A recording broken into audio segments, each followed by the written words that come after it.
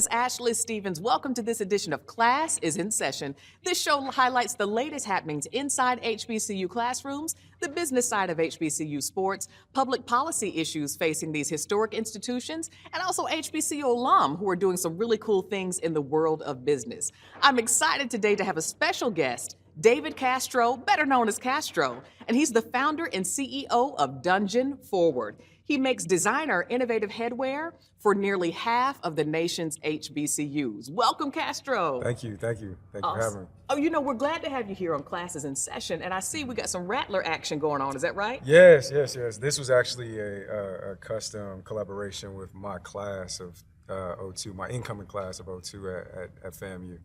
Yeah, so I'm FAMU through and through, I guess, in my blood. Love to hear it. So HBCU alum, and Yes. now you're doing things in the business space with Yes. HBCUs. Yes. Tell us how you developed your passion for art and fashion that then translated into a business venture. So I think creativity, art, and every aspect of taking something from an idea and bringing it forward to something that people can experience has been innate inside of me since childhood. Like, there's pictures of me drawing, actually selling drawings as a child. And so there was this entrepreneurial aspect as well, but the ability to evoke emotion through storytelling, and that being done in a way in which people can experience the product is really what drives me.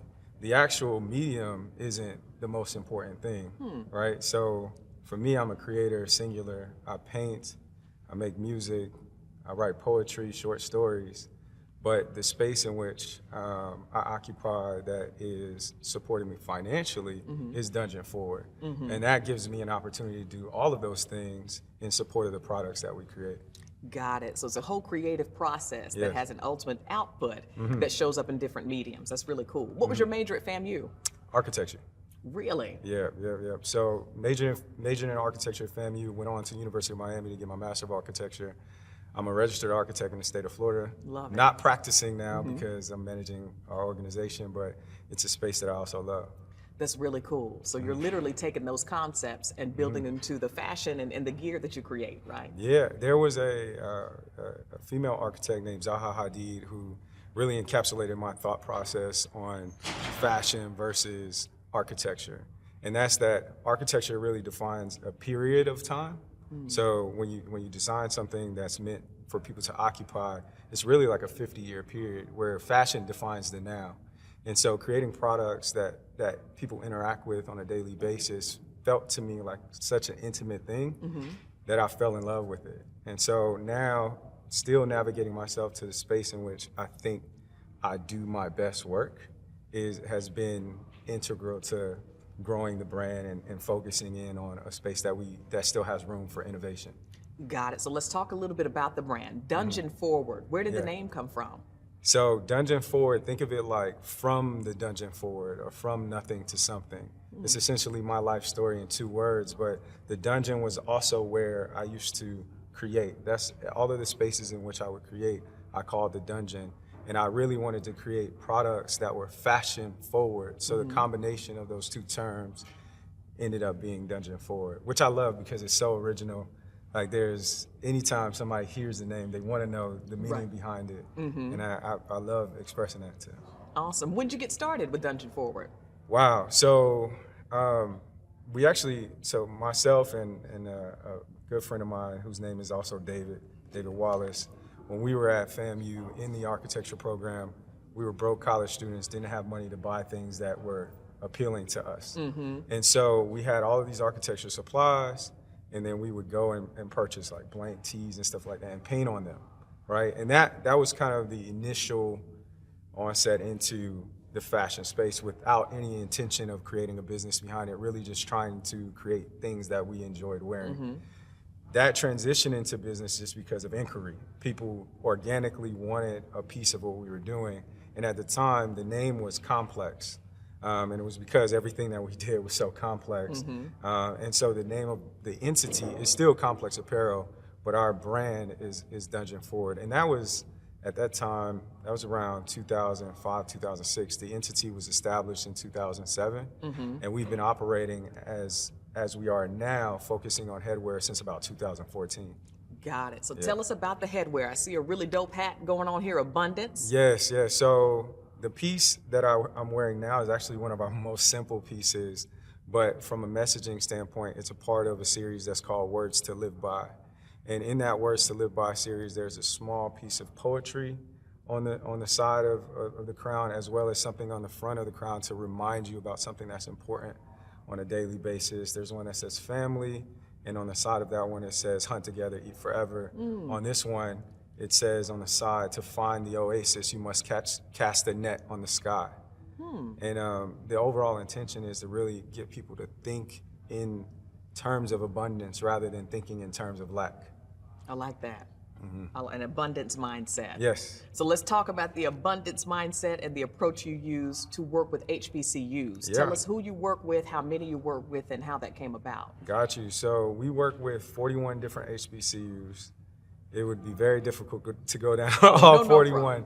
But and we connected with these HBCUs through a licensing agency called the CLC. And we also work with University of Miami, which is the only PWI we work with, but that's because it's a school that I went to. But ultimately, the intention is to provide value to all these institutions. But the focus is on HBCUs because there's an opportunity to elevate the appeal of HBCUs through products that you would wear regardless of what's on it. The other thing about HBCUs is it gives us an opportunity to give back through the licensure. So each time we sell a product, there's a portion of the money that goes back to those schools. In addition to that, we also have established scholarships at my alma mater, Florida A&M University, the David Castro Design Scholarship, which is something that we host each year. This year we're doing it in the spring, and it gives us an opportunity to support design students at the school. That is so cool. Yeah. That is really, really cool. Have there been any students that you've supported that have come back to intern with you or desired to work with? That's actually, like, I feel like that's next on the slate. So for a long time, I was a solopreneur. Now it's 4 of us on the team, and then we also have a creative director that we work with on our videos that's external to the team who we're trying to bring internal. And having worked with the students at FAMU, ultimately it would be great to have a pipeline back to school. We haven't done that yet. We've had a couple people that have submitted portfolios, but we just haven't been in the space to do it. We're growing. I think there is a misconception that in the HBCU space, there are not people that are actively purchasing products in that space. I think we've proven that wrong. I think also, the other thing that has been integral to us is also the data associated with those purchases. So being able to reach back out to people who support these HBCUs with other initiatives that they could potentially support for those HBCUs, so that we then become a resource to those schools as well to disseminate information to our supporters in an effort to continue to uplift those HBCUs. Got it. That's really powerful. So let's talk a little bit about the gear for the HBCUs. Yeah. Is it school specific, or is it still part of the different series that you have, like Words to Live By? No. So it's school specific, and I think for us, like, one of the things. Yesterday I had a Southern hat on, and I ran into one of my fraternity brothers who is an older fraternity brother who saw me with the Southern hat. He's like, why you have the Southern hat on? We just beat them a couple weeks ago in football. And I said, you know what it is that as we create products for these HBCUs, we really dive deeply into the culture of each HBCU, and you become a fan. You become a fan of every single one because there's such a different dynamic. It's a family dynamic, and it's something that's unique to the HBCU space, and it's unique to the condition in which these HBCUs were brought up. And so for me, that's been a driving force around, like, the inspiration to continue to create product for them. However, even though we have product that solely focuses on each HBCU and elevating them individually, we're actually doing a project right now with General Motors and the SWAC that's highlighting 12 HBCUs that are part of the SWAC. Yeah, so that's the first time that we've done a combined project, which I think is really cool because it shows a level of unity in a conference. That's really dope. Now, you mentioned, obviously, there are just over 100 HBCUs in the nation, and you're working already with nearly half of them. Yeah. So are there plans to expand to work with others? Yeah, absolutely. So we've essentially maxed out all of the HBCUs that have or that had representation.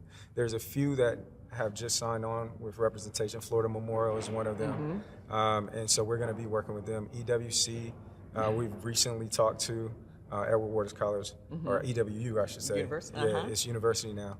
And so we're going to be working with them as well. And for the schools that don't have representation, it's essentially a one-by-one conversation with their communications department or university advancement to ensure that we have the proper assets and that we're in alignment with their licensing standard, which is a little bit more difficult than working through an agency that's kind of a middleman.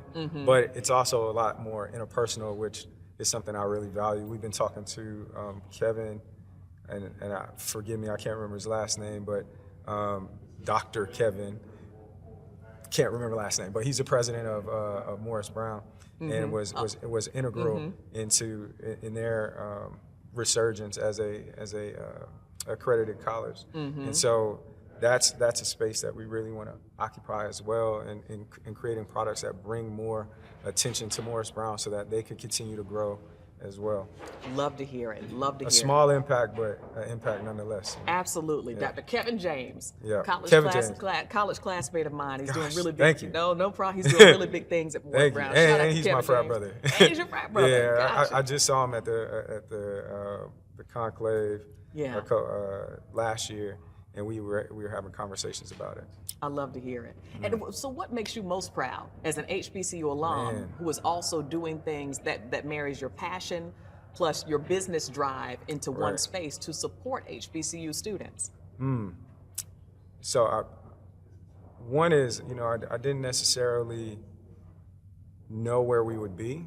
And I think I was a little bit delusional initially in the ease of which it would be to grow something that was meaningful and that would impact people emotionally.